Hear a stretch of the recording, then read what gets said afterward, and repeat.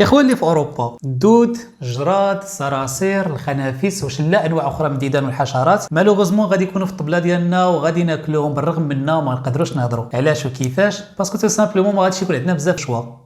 نشرح لكم. هذا الاسبوع الاتحاد الاوروبي عطى الضوء الخضر لجميع الاعضاء ديالو باش يمزجوا مساحيق الحشرات مع بعض المواد الغذائيه، يعني انه سمح للدول باش يطحنوا الحشرات ويرجعوهم على شكل البودره ويضيفوهم من بعد لبعض المواد الغذائيه ويطرحوهم في الاسواق للبيع. في هذا الفيديو غادي نعرفوا شنو هو السبب اللي خلى الاتحاد الاوروبي ياخذ بحال هذا القرار، شنو هما المواد الغذائيه اللي غادي تخلط مع الحشرات وباش نقدروا نميزوها على باقي المنتوجات الاخرى في السوق، انواع الحشرات اللي غادي تخلط واش كتشكل شي خطر على صحه الانسان.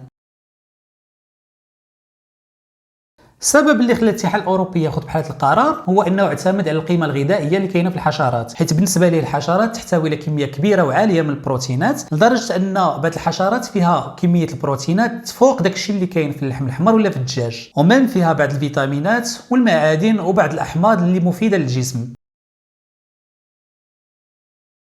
من بين المواد الغذائيه اللي من الممكن يزيدوا لها مسحوق الحشرات فهي كثيره، كنلقاو الدقيق، المعجنات، البسكوي، بعض الصلصات والعديد من المواد الغذائيه اللي كتدخل في النظام الغذائي للشخص. صراحة لحد الساعة ما كانش واحد القرار موحد من الاتحاد الأوروبي اللي بالموجب ديالو مثلا وضع صورة ولا لصاقة على المنتوج باش نعرفوا راه تخلط مع مسحوق الحشرات، لكن كما كاين حاليا فالمصنعين ملزمين انهم يزيدوا اسم الحشرة يزيدوها في لا ليست ديال لي زانغريديون، ولكن المشكل هو انهم غادي يزيدوها بالاسم اللاتيني او العلمي ديال الحشرة.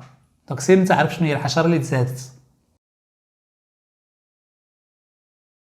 بين الحشرات الرئيسيه كنلقاو دوده الدقيق، عاده اللون ديالها كيكون بيض، كنلقاو الصراصير، الخنافس، المهم العديد من الحشرات والديدان غير وجدوا كرشكم وصافي.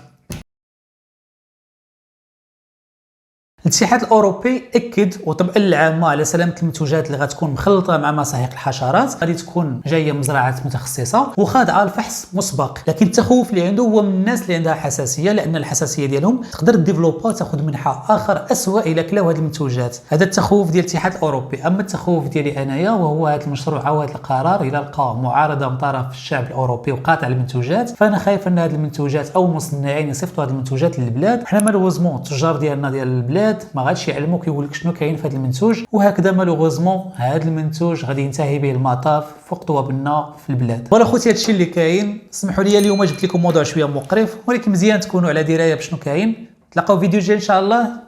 تحياتي لكم.